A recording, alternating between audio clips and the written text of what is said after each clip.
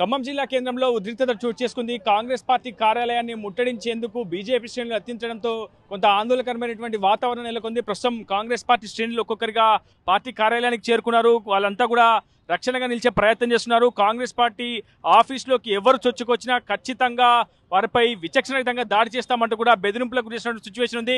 ఇప్పటికే పోలీసులు కూడా ఘటనా స్థలానికి చేరుకొని బీజేపీ శ్రేణులను ముందస్తుగా అరెస్ట్ చేశారు. బీజేపీ జిల్లా అధ్యక్షుడు గల్లా సత్యనారాయణతో పాటు పార్టీ శ్రేణులందరినీ కూడా బలవంతంగా లాక్కెళ్లారు. ఈ నేపథ్యంలో ఇరు వర్గాల మధ్య తోపులాట కూడా జరిగింది. కొంతమంది బీజేపీ శ్రేణులు కాంగ్రెస్ పార్టీ కార్యాలయంపై రాళ్లు కూడా రువ్వే ప్రయత్నం చేశారు. సీఎం రేవంత్ రెడ్డి దిష్టి బొమ్మ కూడా దహనం చేశారు. కొంతమంది కాంగ్రెస్ పార్టీ శ్రేణులు ఉన్నారు, వారితో మాట్లాడే ప్రయత్నం చేద్దాం. నిన్న మీరే మొదలు పెట్టారు. తెలంగాణ పార్టీ బీజేపీ పార్టీ కార్యాలయాన్ని హైదరాబాద్లో ఉన్నటువంటి సిటీ కార్యాలయంపై యూత్ కాంగ్రెస్ శ్రేణులు దాడి చేశారు. దానికి ప్రతిస్పందనగానే ఈరోజు మేము కాంగ్రెస్ పార్టీ కార్యాలయం ముట్టడిస్తున్నామని చెప్పి బీజేపీ శ్రేణులు చెప్తున్నారు. మీరేం చెప్తారు? యూత్ కాంగ్రెస్ వాళ్ళంటే కొద్దిగా ఆవేశంలో కొన్ని స్పీడ్ అయింది వాస్తవమే. ఎందుకంటే మా నాయకురాలు ప్రియాంక గాంధీని అనుచిత వ్యాఖ్యలు చేసిన దానికి 100% మాలాంటి కొంతమంది ఆవేశంతో మా నాయకురాలు అనే ఉద్దేశంతో మా కొద్దిగా స్పీడ్ అయింది వాస్తవం. అయినా ఏ ఆఫీసుల మీదకి ఇటువంటి దాడులు చేయడానికి అనేది మంచి పద్ధతి కాదు. అది కాంగ్రెస్ పార్టీ సంస్కృతి కూడా కాదు. కాకపోతే అట్లాని మా పార్టీ ఆఫీస్ మీదకి వచ్చి దాడులు చేస్తాం, రాళ్ళు వేస్తాం అంటే మటుకు ఒక్కొక్కరిని తోలు తీసి ఎండేస్తాము. ఇక్కడ ఈ ఖమ్మంలో అయితే ఇటువంటి సంస్కృతి ఎప్పుడూ లేదు. ఇటువంటి సంస్కృతిని ఎంకరేజ్ చేస్తే మటుకు బీజేపీ గూండాలాగా జాగ్రత్త కబర్దా. కాంగ్రెస్ రాజకీయ చరిత్రే విధ్వంసాల చరిత్ర. ఇలాంటి దాడులకు ఎప్పుడు కూడా కాంగ్రెస్ పార్టీ నాయకత్వం పురిగొల్పుతుంది.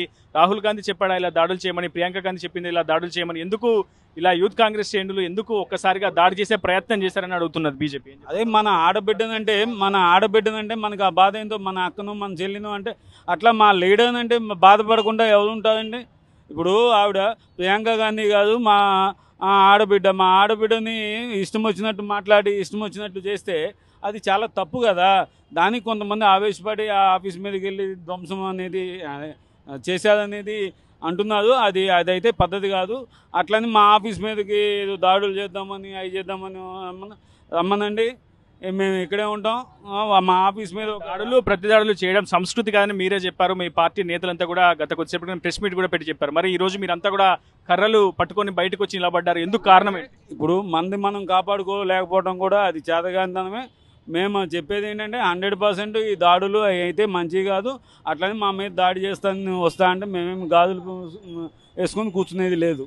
మొత్తంగా కొంత ఉద్రిక్తమైనటువంటి వాతావరణం అయితే ఖమ్మం జిల్లా కాంగ్రెస్ పార్టీ కార్యాలయం వద్ద నెలకొందనే చెప్పుకోవాలి. ప్రస్తుతం బీజేపీ శ్రేణులని ఒక్కొక్కరిగా అరెస్ట్ చేసి అదుపులోకి తీసుకున్నారు పోలీసులు. దీంతో కొంత పరిస్థితిని అదుపులోకి తీసుకొచ్చే ప్రయత్నం అయితే పోలీసు చేశారు. క్విక్ రెస్పాన్స్ టీం కూడా వెంటనే రియాక్ట్ అయ్యి పలు ప్రాంతాల్లో ఉన్నటువంటి బీజేపీ ఆందోళనకారులను శ్రేణులను ముందస్తుగా అయితే అరెస్టు చేసింది. ప్రస్తుతం వారందరినీ కూడా ఖమ్మం 2 టౌన్ పోలీస్ స్టేషన్కి అయితే తరలించినట్లు పోలీసు వర్గాల నుంచి మనకు సమాచారం అందుతుంది. ఏదేమైనప్పటికీ గడిచిన 48 గంటల కాలంగా పెద్ద ఎత్తున ఆందోళనకరమైనటువంటి వాతావరణం రాష్ట్ర రాజధాని హైదరాబాద్లో నెలకొందనే చెప్పుకోవాలి. ఒకవైపు యూత్ కాంగ్రెస్ శ్రేణులు బీజేపీ పార్టీ ఆఫీస్పై దాడి చేయడం, ప్రతిదాడిగా బీజేపీ ఆందోళనకారులు కూడా కాంగ్రెస్ పార్టీ కార్యాలయం గాంధీ భవన్ని ముట్టించే ప్రయత్నం చేయడంతో ఒకసారిగా రాష్ట్రంలో కాంగ్రెస్ వర్సెస్ బీజేపీగా రాజకీయ పరిణామాలు అయితే మారిపోతున్నటువంటి సిచ్యువేషన్ ఉంది. ఇది Andhra Pradesh reporter Uday, RTV Khammam Congress party కార్యాలయం నుంచి. మరిన్ని వీడియోస్ కోసం ఛానల్ ని సబ్స్క్రైబ్ చేయండి. లేటెస్ట్ అప్డేట్స్ కోసం వాట్సాప్ ఛానల్ ని ఫాలో అవ్వండి. ఆ లింక్ డిస్క్రిప్షన్ లో ఉంది.